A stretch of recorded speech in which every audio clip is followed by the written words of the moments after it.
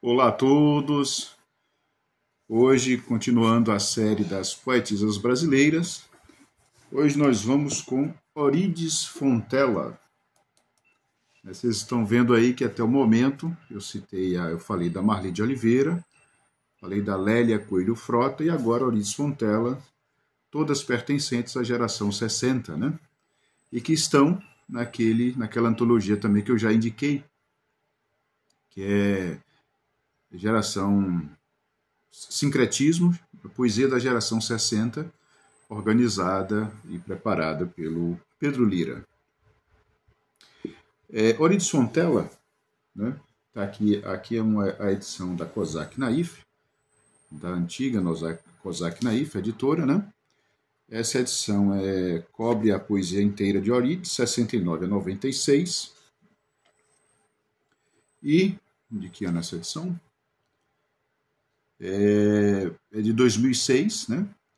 Eurídice falece em 96, ela nasce em 1940 e falece em 1998, desculpa, 96, 98. A poesia de Eurídice realmente uma busca, você vai ver que tem sempre uma depuração da linguagem e do tema, né? É por isso que tem uma busca de uma fixação de pureza geométrica, praticamente na obra inteira. A obra toda está aqui, não é grande, né? Aqui mesmo assim porque a edição é uma edição muito bem cuidada, né? Como eram as edições da Kozak Naif, então a paginação é maravilhosa e tal. A mancha gráfica é uma coisa... Enfim, toda a edição é muito legal. E ela sempre está buscando a essência das coisas, sempre, né? E para isso ela vai descarnando tanto a linguagem quanto o tema. Os poemas são curtos, né? São densos, como disse o poeta tradutor Ricardo Domenech, né, que ele diz, parecem blocos de luz, né, é uma imagem perfeita para a poesia de Eurídice, né? Então é sempre essa busca do cerne, do centro, do mais puro, do mais dentro da coisa, né? Então tem muito de filosofia. Então, antes de ler o poema que eu separei para vocês, eu quero mostrar também este livro aqui, né? O Enigma Eurídice, Gustavo de Castro, publicado pela Edra, né? Vocês estão vendo uma foto de Eurídice, ela está chorando mesmo. Ela é uma mulher muito, muito contida, não tinha nada de negócio de lágrima, mas essa foto é bem emblemática, né? E aqui é um tipo de biografia romanceada, leitura da própria obra. É um livro bem bacana mesmo, para quem quer conhecer um pouco da vida e da poesia de Eurídice, né? Eu escolhi para vocês o poema Ciclo. É um poema que meus alunos conhecem bem, né, porque eu sempre trabalho esse poema, e é necessário mostrá-lo para ver como é que ele funciona na página, tá vendo? Ciclo, veja a disposição gráfica, tá vendo? Sob o sol, sob o tempo, e aí um verso no meio. Vai se repetindo como um pêndulo, tá vendo? Tá vendo aí? Então, fixem isso na imagem, na cabeça, porque é daqui que nós vamos partir para explicar o poema. Explicar não é bom, né? Para comentar o poema. Não vou te explicar, quem é que explica poema, né? Então, ciclo. Sob o sol, sob o tempo, em seu próprio agudo ritmo, dispersam-se, intercruzam-se, em ciclo implacável, pássaros.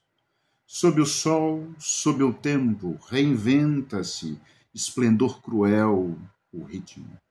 Sob o sol, sob o tempo, automáticas flores inauguram-se. Sob o sol, sob o tempo, a vida se cumpre autônoma. Então veja o bom proveito da disposição das palavras na página, aproveitando o branco, aproveitando a mancha gráfica, e ela que já dá um caminho para a nossa leitura. Quando eu falei que parece um pêndulo, né? Sob o sol, sob o tempo, vê que funciona assim mesmo. Tem que ler de lá para cá, lendo assim e o meio. Lê assim, direita, esquerda e o meio, né? Lembre que, por exemplo, que ela está falando em pássaros e que eles reinventam, né? O próprio agudo ritmo, em ciclo implacável, o esplendor, né? Então ela está contemplando. Vamos ajudar aqui na visualização do poema. Pense, por exemplo, no entardecer, geralmente é o entardecer que isso acontece, aquele bando imenso de pássaros no céu da tarde, né? Para cima e para baixo, fazendo aquele desenho meio que parece que dispersa-se e reagrupa-se novamente. Ela está exatamente fazendo isso com o poema, né? Por isso que ele parece que ela fala, dispersam-se, intercruzam-se, né?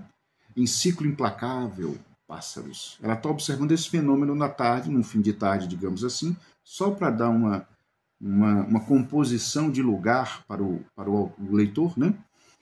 E aí ela está falando que isso é sobre o sol e sobre o tempo, dentro da história e no tempo individual de cada um. E isso se fecha, ela está falando da imanência. Transcendência saiu, né? Imanência, você está preso dentro do tempo. Então, é um ciclo fechado mesmo. Isso aqui lembra, e Eurídice conhecia isso, que ela conhecia muita filosofia e também a religião. Ela chegou a frequentar e praticar mesmo o Zen budismo, né?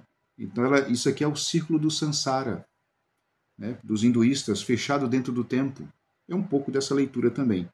Então, por isso que é como se a vida estivesse fechada realmente na imanência e não houvesse transcendência.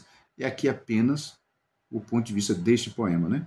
Então, aí, só para vocês terem uma ideia, e convido a adentrarem, conviverem com a obra dessa poetisa maravilhosa que foi e continua sendo Eurídice Fontela.